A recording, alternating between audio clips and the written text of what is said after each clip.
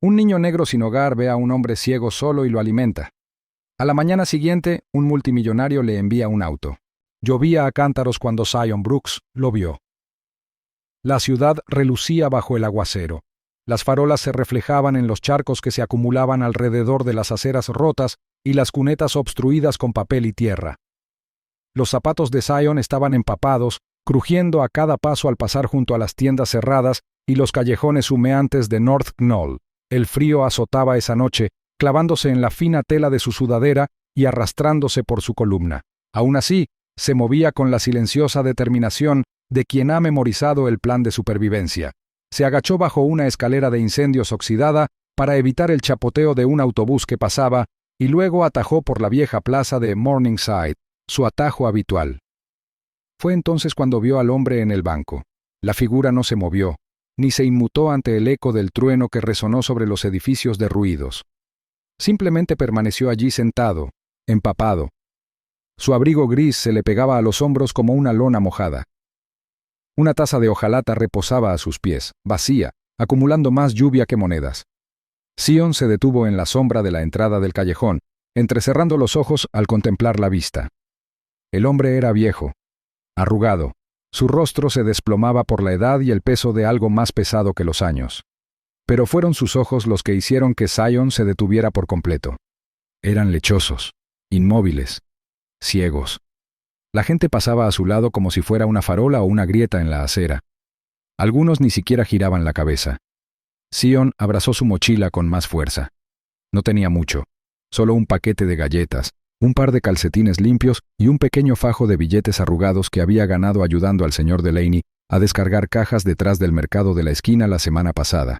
Cada centavo importaba, cada objeto tenía un propósito, pero algo en el hombre en ese banco lo atraía, como una cuerda pulsada en lo profundo de su pecho. Zion se quedó allí un largo rato, observando. Entonces se dio la vuelta y corrió bajo la lluvia. La gasolinera a 2 cuadras zumbaba con luces fluorescentes y el hedor a café quemado. Zion entró, empapado, ignorado por el dependiente tras el cristal. Caminó lentamente por el pasillo, pasando por alto los dulces, los refrescos, las bolsas de patatas fritas, y se detuvo frente a la nevera de sándwiches. La mayoría de los sándwiches tenían un aspecto triste, con los bordes del pan curvados en señal de protesta, pero escogió el que tenía menos pinta y agarró una botella de agua. En el mostrador dejó sus billetes arrugados uno a uno, con el corazón latiendo con fuerza mientras la suma subía. El dependiente no dijo ni una palabra. Simplemente le metió el cambio en la mano y apartó la mirada. Afuera, la lluvia no había amainado. Zion corrió de vuelta a la plaza, con la capucha pegada a la frente y los zapatos chapoteando. El anciano no se había movido. Tenía el abrigo empapado y las manos inmóviles sobre el regazo. Zion se acercó lentamente, sin saber qué decir o hacer ahora que estaba allí. Dejó el sándwich y la botella de agua junto al vaso de hojalata y dudó. ¿Se encuentra bien, señor?, Srenia preguntó en voz baja. El hombre giró la cabeza lentamente, como atraído por el sonido más que por las palabras. Una leve sonrisa tiró de las comisuras de sus labios. No esperaba amabilidad hoy, dijo con voz áspera y temblorosa como el viento entre hojas quebradizas. Zion no respondió. En cambio, se sentó, el banco frío y húmedo bajo él. Durante un rato, ninguno de los dos dijo nada. El sándwich permaneció intacto, pero la expresión del anciano se suavizó como si el gesto en sí mismo fuera suficiente. Las luces de la plaza cobraron vida sobre ellos, proyectando largas sombras sobre las baldosas de piedra. Las bocinas de los coches sonaron a lo lejos. En algún lugar cercano, un perro ladró una vez y luego se quedó en silencio. Zion miró la hora en el reloj roto de su muñeca. Casi medianoche. Se levantó de mala gana, secándose la lluvia de las mangas. «Tengo que irme», murmuró, mirando hacia el callejón. El anciano asintió una vez, como si comprendiera. Zion miró hacia atrás 3 veces antes de desaparecer por la esquina. Algo en aquel hombre, algo que no podía identificar, se le había grabado. Esa noche, Zion encontró un lugar bajo el paso elevado cerca de Pike Street. El suelo estaba bastante seco, y el estruendo de los camiones sobre su cabeza mantenía alejadas cosas peores. Usó su mochila como almohada y se ajustó la sudadera con capucha hasta la cara, pero el sueño se negaba a llegar. Cada vez que cerraba los ojos, veía al hombre en el banco. No temblando, no rogando, simplemente sentado allí, como una pregunta sin respuesta. Por la mañana, la lluvia había parado, pero las nubes seguían bajas y densas. Sion caminó hacia el este, hacia el refugio cerca de Glenroe, con el estómago vacío y las piernas rígidas. Sabía que probablemente no lo dejarían entrar. Era martes, y martes significaba lleno. Aún así, hacía más calor que en la calle. Quizás le darían una tostada o lo dejarían sentarse cerca de la calefacción. Acababa de cruzar Madison cuando oyó el motor. Un elegante coche negro, largo, silencioso y reluciente a pesar de la mugre de North Knoll, se detuvo junto a la acera. No pertenecía allí. Coches como ese pertenecían a los rascacielos del centro o tras las verjas de hierro. Sion redujo la velocidad. La ventanilla trasera bajó con un suave zumbido.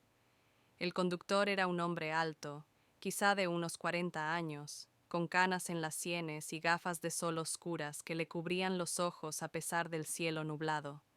Llevaba un traje impecable, sin una sola arruga a la vista. Parecía completamente fuera de lugar en esa calle. ¿Eres Sion Brooks?, preguntó con voz firme pero con amabilidad. Sion se quedó paralizado. La sangre en sus venas pareció helarse. Nadie preguntaba nunca por su nombre. Retrocedió un paso con cautela. ¿Quién quiere saberlo?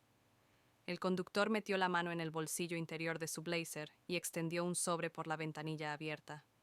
Esto es para ti. Sion no se movió. No soy de la policía, añadió el hombre. No estás en problemas. Eso no lo tranquilizó, pero la curiosidad lo venció. Sion dio un paso adelante y tomó el sobre con dedos cuidadosos. Era grueso, el papel liso y grueso. Dentro había una sola tarjeta blanca, sin logotipo ni dirección. Solo un mensaje escrito con pulcra tinta negra. Alimentaste a mi padre cuando nadie más lo hacía. Ahora es mi turno. Sion se quedó mirando las palabras un buen rato, sin poder respirar. Mi padre, dijo el conductor en voz baja, te espera. Sion levantó la vista bruscamente. ¿El ciego? El conductor asintió una vez. ¿Te envió? De nuevo el asentimiento. Los dedos de Sion se apretaron alrededor del sobre. Su mente daba vueltas en demasiadas direcciones a la vez. ¿Por qué él? ¿Qué significaba esto? ¿Era algún tipo de truco? La puerta del coche se abrió con un clic silencioso. Dentro, los asientos eran de cuero, cosidos con patrones que solo había visto en los escaparates de las salas de exposición. Un aire cálido salía de unas rejillas de ventilación ocultas. Olía a cedro y a algo caro. Sion dudó. La ciudad retumbaba tras él. Sirenas a lo lejos. Risas de un grupo de adolescentes que pasaban. Basura se deslizaba por la acera con el viento. Se giró hacia el conductor. ¿Y si digo que no? No lo harás, respondió el hombre con calma. Porque tienes curiosidad y porque quieres algo mejor que esto. Sion no respondió. Miró la ciudad una vez más. Edificios grises y calles deterioradas, y luego volvió a la puerta abierta. Con pasos cautelosos, Sion subió al coche, sin saber que todo su mundo estaba a punto de cambiar, pero no de la forma que esperaba. El coche se detuvo frente a unas puertas de hierro forjado con ribetes dorados. Sion se acercó a la ventanilla tintada. Su aliento empañaba el cristal. Una cámara de seguridad parpadeó en rojo, escaneó el vehículo, y las puertas se abrieron sin decir palabra. Mientras el coche avanzaba, Sion vislumbró por primera vez Belcrest Hill. La mansión se extendía por la colina como si hubiera brotado de la tierra misma. Elegantes líneas de cristal, enmarcadas por imponentes pilares de piedra. Un reluciente lago privado reflejaba los bordes del edificio, su superficie intacta, salvo por la tenue ondulación de un cisne que flotaba sobre ella. Sion nunca había visto nada igual. El césped estaba perfectamente cortado, los senderos tan limpios que parecían intactos. Cada centímetro de aquel lugar hablaba un idioma que desconocía: poder, silencio y algo más frío que la riqueza. El conductor, un hombre de unos 40 años con la mandíbula rígida y la mirada inexpresiva, abrió la puerta trasera. Adentro. Está esperando. Sion salió, con los zapatos aún húmedos por las aceras de la ciudad. Mientras seguía al hombre por los escalones de piedra, el peso de todo empezó a oprimirlo. Las puertas se abrieron sin un crujido, revelando un gran vestíbulo bañado por la luz natural. Arriba, una lámpara de araña de plata retorcida y cristal giraba lentamente, reflejando arcoíris en las paredes de mármol. Una melodía, un piano suave y violines lejanos, fluía por unos altavoces invisibles. Sion. La voz era suave pero cansada. Camden Vale estaba de pie en el centro de una habitación soleada con techos abovedados y altos ventanales que enmarcaban el lago como un cuadro. Era alto, con el pelo con mechas de sal, peinado hacia atrás con cuidado, y una complexión delgada que insinuaba fuerza bajo su ropa a medida. Su mirada era penetrante, demasiado penetrante, como si ya hubiera leído los pensamientos de Sion. «Mi padre, Luther, me habló de ti», dijo, dando un paso al frente. «Dijo que un niño sin nada le dio de comer cuando el mundo se había alejado». Sion abrió la boca, pero no encontró las palabras. No estaba acostumbrado a esto, a que le hablaran como si le importara. A Camden no pareció importarle el silencio. «Ven, aquí estás a salvo». Esa noche Sion recibió una comida que le supo a un recuerdo: pollo que se derretía en la lengua, patatas al vapor y panecillos suaves como nubes. Un hombre llamado Señor King le trajo ropa limpia. Otro, mayor y silencioso, lo condujo a una habitación con vistas al jardín. La cama era más grande que cualquier sofá en el que hubiera dormido. Las sábanas olían a lavanda. Durante los días siguientes, Sion intentó encontrarle sentido a su nueva vida. Un joven llamado Eli llegaba cada mañana para darle clases particulares de todo, desde historia hasta álgebra. Libros se alineaban en el pasillo cerca de su habitación, algunos más viejos que él, encuadernados en cuero y con olor a polvo y tiempo. Le dieron una computadora portátil, cuadernos e instrucciones para aprender todo lo que pudiera. Todas las noches le servían comidas calientes. Todas las mañanas, alguien llamaba a su puerta para preguntarle si necesitaba algo. Una tarde, sentado bajo un dosel de cristal leyendo un libro de geografía mundial, Camden se unió a él. «Esto no es caridad», dijo, con las manos entrelazadas a la espalda mientras contemplaba el lago. «Quiero que aprendas, crezcas, y con el tiempo ayudes a otros como lo ayudaste a él». Sion asintió lentamente. No parecía caridad, pero tampoco libertad. Esa noche, mientras deambulaba por los pasillos después de una siesta inquieta, pasó junto a una puerta que no había visto antes. Estaba al final de un estrecho pasillo que pasaba por el ala oeste, una zona que le habían dicho que no estaba terminada. La puerta era gruesa y de color negro mate, con un teclado justo encima del pomo. Al acercarse, algo lo dejó paralizado. Lo oyó. Un susurro, suave, rápido. «Sion». Se dio la vuelta, con el corazón latiéndole con fuerza, pero el pasillo estaba vacío. Las luces del techo zumbaban suavemente. Ninguna brisa, ningún movimiento. Extendió la mano para tocar el pomo de la puerta, pero se detuvo en seco al oír pasos. Volvió corriendo a su habitación. Al día siguiente intentó ignorarlo. Se dijo a sí mismo que solo era un sueño. Pero esa noche, mientras se dirigía a la cocina a por un vaso de agua, vio a alguien moviéndose por el pasillo, un anciano de pelo canoso y gafas oscuras. Luther. El ciego al que había ayudado hacía apenas unos días. Sion se acercó lentamente sin saber si debía hablar. Pero Luther se detuvo y giró la cabeza bruscamente, como si pudiera ver a través de la oscuridad. «Conozco ese aliento», susurró Luther. «Sion». Sion dio un paso adelante. «¿Señor?» Luther se movió de repente, agarrando la muñeca de Sion con una fuerza sorprendente. Tenía la piel fría. «Confía en tus instintos», dijo con voz ronca y urgente. «Este lugar da, pero también quita». Antes de que Sion pudiera responder, otro hombre, el cuidador de Luther, apareció de entre las sombras y apartó con cuidado la mano de Luther. «Vamos», le dijo al hombre mayor. «Es hora de descansar». Sion se quedó paralizado mientras se alejaban. El pasillo se extendía tras él como una garganta a punto de tragar. Esa noche yacía en la cama mirando al techo, con las palabras dando vueltas como buitres en su cabeza. «Este lugar da, pero también quita. No podía dormir. Sintió un nudo en el estómago ante algo más profundo que el miedo, algo parecido a la traición. ¿Cómo podía cuestionar a la única persona que lo había ayudado cuando nadie más lo había hecho? Pero ¿cómo podía cuestionar a la única persona que lo había ayudado cuando nadie más lo había hecho? Sion se movió en silencio por el pasillo oscuro, con el corazón resonando en sus oídos. La puerta del ala oeste, siempre cerrada y prohibida, estaba ahora entreabierta. Miró por encima del hombro, asegurándose de que nadie lo viera, y luego se deslizó dentro. El aire era más fresco allí, quieto e intacto, como una parte de la casa olvidada por el tiempo. Una leve corriente de aire se filtraba por una grieta en la pared, y al pasar la mano por el revestimiento, lo encontró. Un estrecho pasillo de servicio oculto tras una sección falsa de pared. Al final una pesada puerta de acero lo recibió. Pasó una placa de seguridad que le había quitado discretamente a un miembro del personal días antes. La puerta se abrió con un silbido.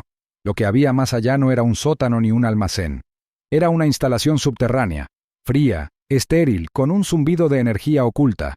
Las paredes, repletas de monitores, mostraban flujos de datos, grabaciones de vigilancia y lecturas biométricas. Las cámaras de pruebas se encontraban tras un cristal, con el interior oscuro, pero el equipo en su interior era inconfundible. Módulos de simulación psicológica, sillas de inmovilización, escáneres biométricos. Sion caminaba lentamente. Cada paso lo llenaba de pavor. En un escritorio cerca del fondo había un juego de carpetas apiladas cuidadosamente, con las etiquetas limpias y clínicas. Las hojeó hasta que se le congelaron los dedos. Sujeto CAB05, su nombre, sus iniciales. La carpeta tembló en sus manos al abrirla. Dentro había páginas de notas, gráficos, observaciones, transcripciones.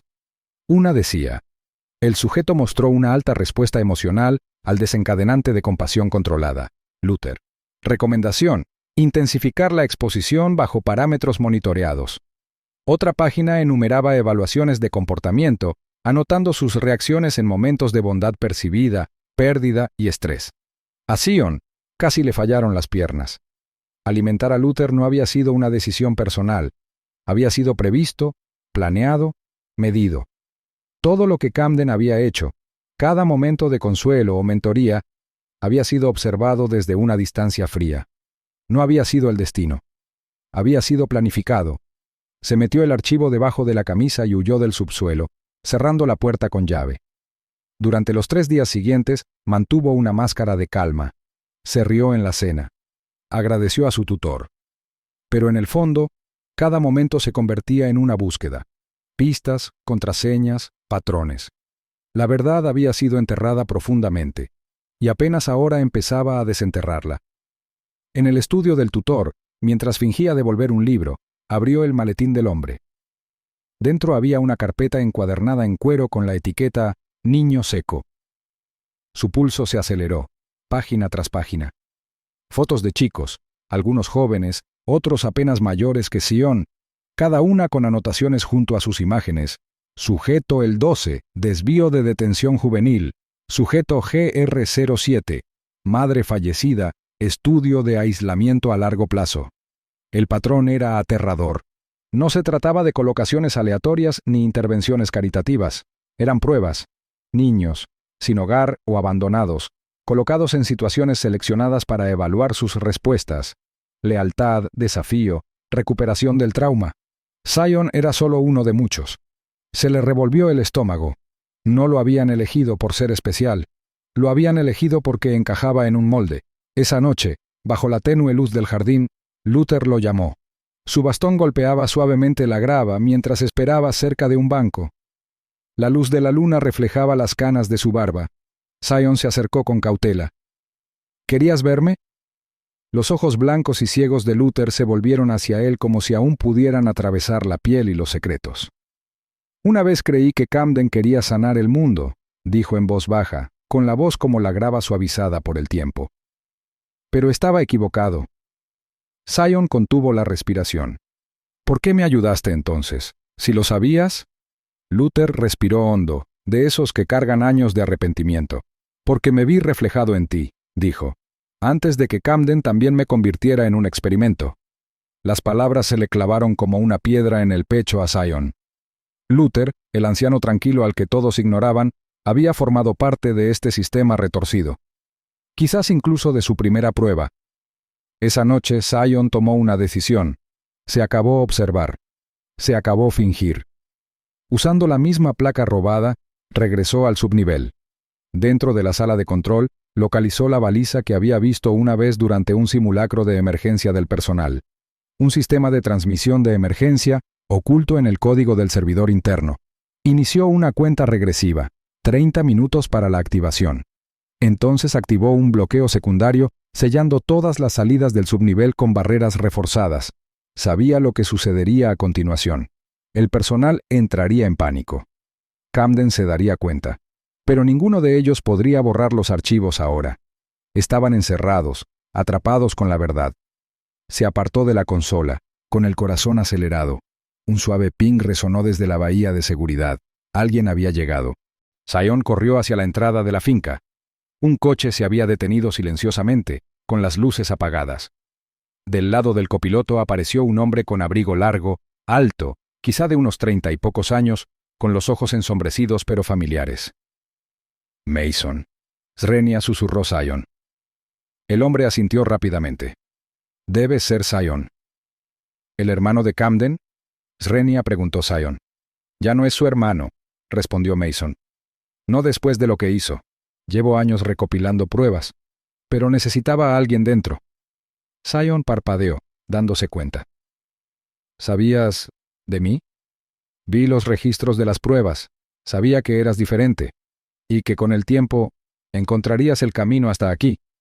Levantó una memoria USB. Todo lo que necesitamos para desenmascararlo está en esto, pero no nos iremos hasta que todos los chicos de ese archivo estén a salvo. Juntos regresaron al subnivel. Mason se movía con precisión, introduciendo códigos, sorteando barreras y enviando avisos de extracción a santuarios externos que había preparado con antelación. Mientras se copiaban los archivos, Zion navegaba por el índice digital, activando marcadores de ubicación para cada niño restante conectado al programa ECHO. Pero justo cuando se completaba la última carga, las luces parpadearon. Entonces se oyeron pasos. Camden entró en la sala de control flanqueado por 2 guardias, tranquilo, sereno, con su traje impecable como siempre. Miró a Zion como si estudiara una pieza de ajedrez que se hubiera atrevido a moverse sola. «Has crecido, Zion», dijo Camden con una sonrisa, «pero no lo suficiente». Zion dio un paso adelante, con el miedo reemplazado por una determinación. «Tú tampoco», dijo con serenidad. Entonces metió la mano en el bolsillo y presionó un botón en un pequeño transmisor. A través de cada red oculta que Camden había usado para monitorear a sus sujetos, comenzó a reproducirse una transmisión en vivo, un video interno que Mason había desenterrado. Camden, sentado en una sala de conferencias, con voz tranquila, detallaba el propósito del programa ECHO, la manipulación de jóvenes vulnerables y la monetización de datos de comportamiento a través de clientes de élite. Era su propia voz, sus propias palabras. Los guardias se miraron paralizados. Uno de ellos retrocedió lentamente. La sonrisa de Camden se desvaneció. Afuera, las sirenas comenzaron a sonar. Las de seguridad federal, no las de la finca. La finca de la mansión, antaño un lugar de secretos y sombras, ya no era solo una prisión. Se había convertido en un estrado de testigos. La primera noticia se dio a conocer un martes por la mañana. Un vídeo tembloroso grabado con un móvil, filtrado desde las ruinas de la finca de la Fundación Vale, iluminó todos los principales canales de noticias. Mostraba una pequeña habitación llena de camas de hospital desgastadas, sueros intravenosos colgando como extremidades fantasmales, y una voz, la de Mason, que narraba la magnitud del experimento conocido como el programa ECHO. Las palabras condicionamiento infantil, reconfiguración neurológica y silencio aprobado por el Estado aparecían en los teletipos antes del mediodía. Al atardecer, la indignación se apoderó del país. Camden Vale ya se había ido. Las autoridades llegaron a su casa adosada pocas horas después de la emisión de la primera orden judicial, pero el lugar estaba vacío. Los muebles cubiertos con sábanas, los cajones vacíos, los armarios vacíos. La puerta del sótano había sido sellada por dentro. Al abrirla, No encontraron nada más que el dibujo de un niño clavado en la pared del fondo, un hombre sin rostro de pie bajo un foco. Aunque Camden desapareció, los documentos que Mason entregó no. Montones de informes, libros de contabilidad ocultos y expedientes médicos anónimos fueron entregados a un grupo de trabajo federal. Después vinieron los nombres, donantes, miembros silenciosos de la Junta, incluso un juez estatal que había canalizado discretamente casos de menores a la red de centros correccionales de extensión de Vale. Cada vestigio de la existencia del programa hecho salió a la luz. Pero nada de eso podía deshacer lo ya hecho. Zion asistió a las audiencias en una sala cerrada, protegido de cámaras y observadores. Respondió a cada pregunta con la misma serenidad y firmeza que lo había guiado por los pasillos de la finca. Hubo momentos en que los funcionarios se detuvieron, asombrados por lo mucho que recordaba. No solo los nombres, sino también la temperatura de las habitaciones, la secuencia de las rutinas médicas, incluso qué pasillos parpadeaban por la noche. Un agente se inclinó hacia adelante y susurró: «Tienes una trampa de acero por memoria, chico». Zion no sonrió. Cuando el tribunal dictaminó el desmantelamiento de la Fundación Vale, Mason permaneció a su lado. No dijo mucho, solo le puso una mano en el hombro y asintió. No se abrazaron, no lloraron. Simplemente salieron del edificio y respiraron un aire que, por primera vez en meses, les hacía sentir libres. Pero el peso de lo sucedido no desapareció con el veredicto. Durante semanas, Zion permaneció bajo tutela estatal con un nuevo nombre, oculto en un centro remoto. Sin embargo, se negó a permanecer oculto. «No soy un fantasma», le dijo a Mason una noche, después de arrancarse la pulsera de identificación que le habían dado. Querían que fuera invisible. Pero no lo soy. Así que idearon un plan. Empezó poco a poco. Unas pocas conversaciones tomando el té a altas horas de la noche en el pequeño apartamento de Mason, con pizarras blancas llenas de garabatos de rotulador, ideas zigzagueando como los recuerdos fragmentados que Zion cargaba. No querían venganza, querían restauración. Justicia que miraba hacia adelante, no hacia atrás. La quinta luz nació en silencio, solo un número garabateado en la esquina inferior de una hoja de papel. Hacía referencia al quinto niño Echo, desconocido, desaparecido y jamás recuperado. Para Zion, ese niño era más que un simple vacío en un expediente. Era un símbolo, un recordatorio de que siempre hay alguien olvidado. Usaron los ahorros de Mason para registrar la organización sin fines de lucro y alquilar una pequeña oficina encima de una lavandería en la zona este de la ciudad. Zion insistió en la simplicidad, nada de suelos de mármol, nada de marcas sofisticadas. Solo un escritorio, 2 sillas y un tablón de anuncios lleno de fotografías de niños que habían desaparecido de hogares grupales y centros juveniles de todo el país. Cada imagen tenía un nombre y una fecha. Algunas tenían un punto rojo en la esquina. Encontrado. La mayoría no. Zion se encargó de la comunicación. Había aprendido a hablar de forma que los demás lo escucharan, tranquilo, directo, nunca desesperado. Los sobrevivientes lo encontraron. A veces aparecían solos, a veces la policía o los trabajadores sociales los dejaban. Cada uno tenía la misma mirada atormentada que Zion recordaba haber visto en el espejo la primera noche que llegó a la finca. Luther nunca regresó, pero antes de desaparecer dejó algo. Llegó en un sobre manila sin remitente, depositado en el buzón de Mason una mañana lluviosa. Dentro había una sola página, arrancada de un viejo cuaderno, con una letra desordenada que decía: «Zion fue la primera luz que vi en años». Zion no dijo nada al leerla, simplemente apretó la nota contra su pecho, cerró los ojos y asintió una vez. Esa frase se convirtió en parte del lema de la quinta luz. Estaba impresa en cada folleto, en cada formulario de ayuda y grabada en una pequeña placa de madera junto a la puerta de la oficina. «Sé la luz que alguien ve primero». Avanzaron. No en titulares, sino en vidas. Zion ayudó a localizar a otros 3 supervivientes del Echo, uno en Chicago, otro en Fresno y un tercero escondido bajo un puente en Pittsburgh. Todos estaban asustados. Todos habían dejado de confiar en el mundo. Pero Zion los alcanzó de la única manera que conocía, con honestidad. «No sé cómo arreglarlo todo», les decía, «pero sé lo que se siente no tener a nadie». Con el paso de los meses, el rostro de Zion envejeció. Su voz se volvió más grave. El marcado carácter infantil de sus rasgos comenzó a desvanecerse. reemplazado por la firmeza de un joven forjado a base de presión y dolor. Vestía ropa sencilla, se movía con serena confianza y rara vez alzaba la voz. Pero había fuego bajo la calma, una determinación inquebrantable. A veces, cuando caminaba a casa tarde por la noche, lo sentía de nuevo. Esa extraña carga en el aire, el cosquilleo de ser observado. Al principio lo hacía detenerse. Miraba por encima del hombro, atento al más leve sonido, pero con el tiempo dejó de temerle. Quien lo vigilara tenía poder, pero Sion tenía un propósito. Y había aprendido a convertir las miradas en evidencia. Colocó cámaras por toda la oficina. Nada visible, solo lentes pequeñas y discretas escondidas tras estanterías y marcos de fotos. «Que vean», le dijo una vez a Mason.